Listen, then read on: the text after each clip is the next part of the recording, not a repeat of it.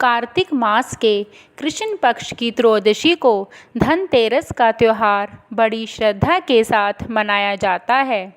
एक पौराणिक कथा के अनुसार एक समय भगवान विष्णु पृथ्वी लोक पर भ्रमण करने के लिए निकले। तब माता लक्ष्मी ने भी उनके साथ चलने का आग्रह किया।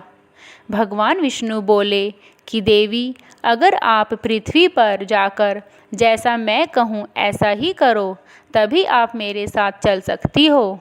माता लक्ष्मी ने कहा, ठीक है स्वामी, जैसा आप कहेंगे मैं वैसा ही करूँगी। तब विष्णु भगवान और माता लक्ष्मी पृथ्वी लोक पर आकर भ्रमण करने लगे। कुछ देर पश्चात विष्णु भगवान ने माता लक्ष्मी से कहा कि देवी, आप ज़रा यहाँ पर रुको, जब तक मैं ना आ जाऊँ तब तक आप यहाँ से कहीं मत जाना। माता लक्ष्मी ने कहा, ठीक है स्वामी, आप जाइए। विष्णु भगवान दक्षिण दिशा की ओर चल पड़े।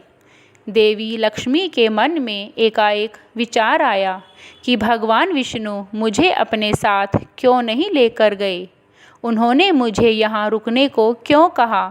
उनका मन नहीं माना और वे विष्णु भगवान के पीछे पीछे चल पड़ी।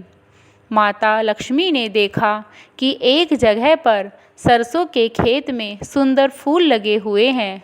उन फूलों को देखकर माता का मन आकर्षित हो गया और उन्होंने फूलों को तोड़कर अपना श्रृंगार किया। इसके बाद वे आगे चल पड़ी। आगे चलकर माता लक्ष्मी को एक गन्ने का खेत दिखाई दिया। तब माता लक्ष्मी ने गन्ने तोड़े और उन्हें चूसने लगी। ऐसा करते हुए विष्णु भगवान ने माता लक्ष्मी को देख लिया और उन पर क्रोधित हो गए।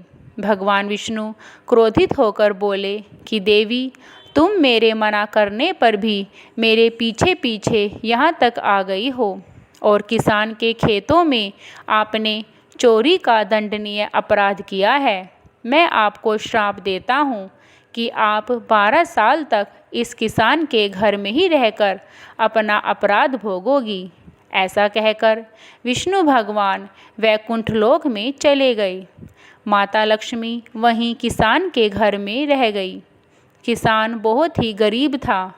एक दिन माता लक्ष्मी ने किसान की पत्नी से कहा कि पहले तुम नहा धोकर मेरी इस बनाई गई मिट्टी की मूर्ति की पूजा करो, फिर जाकर बाद में रसोई बनाना। ऐसा करने से तुम्हें जो चाहिए वही मिलेगा। किसान की पत्नी ने ऐसा ही किया। लक्ष्मी जी की कृपा के कारण किसान का घर थोड़े ही दिन में अन्न और धन धान्य से परिपूर्ण हो गया। किसान के वे 12 वर्ष बहुत ही आनंद से बीते। विष्णु भगवान 12 वर्ष के बाद लक्ष्मी माता को लेने के लिए आए। किसान माता लक्ष्मी को जाने से रोकने लगा। तब विष्णु भगवान बोले कि ये तो चंचला हैं, इन्हें कौन रोक सकता है। ये कहीं पर भी एक जगह नहीं ठहरती। ये तो इन्हें मेरा श्राप था जो तुम्हारे घर में 12 वर्ष तक रह रही थी। अब इनके श्राप की अवधि पूरी हो गई है, इसलिए अब ये जा रही हैं। लेकिन किसान माता लक्ष्मी को बार बार जाने से रोक रहा था और उनसे विनयपूर्वक निवेदन कर रहा था। माता लक्ष्मी को किसान पर दया आ गई और कहा कि ठीक है, अगर तुम मुझे रोकना चाहते हो तो जैसा मैं कहती हूँ ऐसा ही करो। कल धनतेरस है। कल घर को अच्छी तरह से लीप कर साफ सफाई करना, रात्रि में घी का दिया जलाना और संध्या काल में मेरी पूजा करना। एक तांबे के कलश में रुपए भर कर रखना। मैं उस कलश में निवास करूँगी, लेकिन जब तुम मेरी पूजा करोगे तब मैं तुम्हें दिखाई नहीं दूँगी। तुम्हारी की गई इस एक दिन की पूजा से मैं वर्ष भर तक तुम्हारे घर में निवास करूँगी। यह कहकर माँ लक्ष्मी और भगवान विष्णु दीपक के प्रकाश के साथ चारों दिशाओं में फैल गए।